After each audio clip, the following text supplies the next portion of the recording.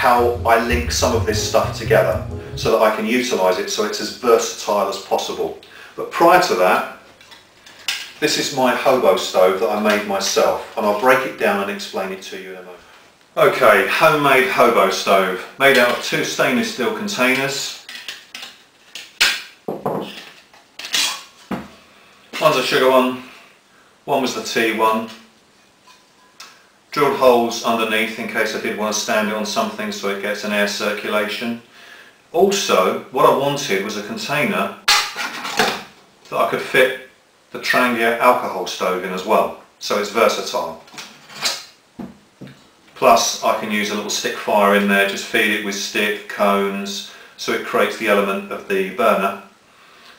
Holes around the side just to give a bit of ventilation, but it still, say, protects from the breeze. And then 2 holes here and here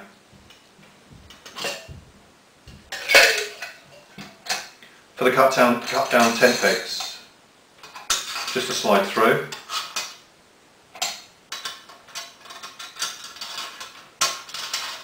So then of course that's the stand to place whatever vessel you're going to cook in or boil water. Okay, this was made from quite a strong, springy, not your average, but quite reinforced coat hanger.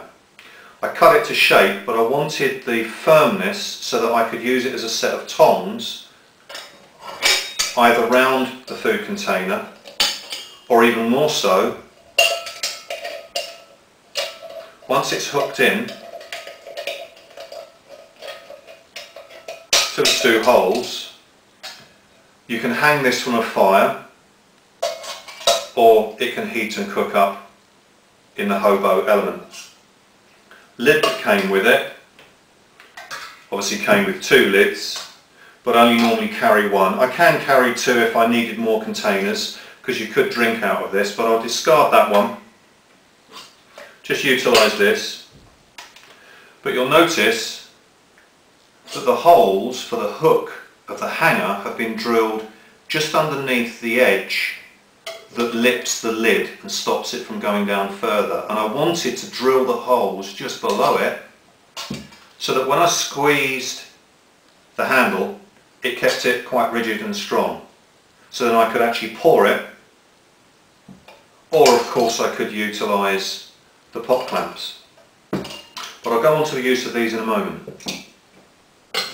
So this can either hang from a fire or within the element of the hobo stove. I can pick it up, it's easy to manipulate. But I'll just bring you to this stainless steel cup that I would use for a brew. So if I was making some food, but I wanted to keep my drink to be heated up separately, I would then use the pot clamps to lift it up and I could obviously drink out of it. Or else once it cools down a bit, but of course the drink is still very warm, but the actual surface of the metal cup cools down a bit around the top. Either if I've got a leather glove I can hold on to it, or just get a load of very large leaves, wrap them round as an insulator, and I can drink out of it either with my hand or with a pot clip. But this was bought separately and it came in this. Very fancy. And I believe this would have been put in a bathroom, because it was actually in the bathroom domestic section of a shop. And this just cost me just over £3, which is about $4.50 US. So of course I've discarded that because I don't need it, but I wanted a cup without having to spend the earth on a camping cup that was stainless steel, that had a ridge round it, so it was secure for obviously the pot clamp. But also it needed to fit inside the food container. The spork, stainless steel, can fit in it as well. This is good because it can even go in your pocket, so it doesn't have to be just designated to have to go with a cooking unit. If you're going out and you just need a spoon spare, it's really easy to put in your pocket without taking up any room at all. So that would go in there. The pot clamps, the 2 pot supports, taking out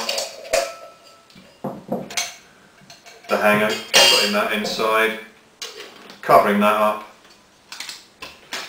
This snaps into there, And the way that I made this, the size of it, I wanted to be able to let it spring load and stay on the side of the cooker, but it was within the perimeter of the actual size, so I didn't want anything sticking out. So that was all specific, that was all planned, so nothing was left to chance. Plus, just to take this out again, I wanted it to be a bit versatile. Taking this out, just taking it steadily, obviously that wouldn't tear, because I made 2 holes on this particular leverage point, which then reduces the stress off the metal, which in turn, albeit I wouldn't do this very often, but taking this out wider, just miming this through, putting one of these through, whatever heating element, whether it's stick fire or the Tromeo stove, this can rest on the edge here, and you can see the back of the hinged handles will wedge and stay in that position. I can also bring this one to the front as well if I wanted to, and then have the cup further back, but I wanted it to be versatile.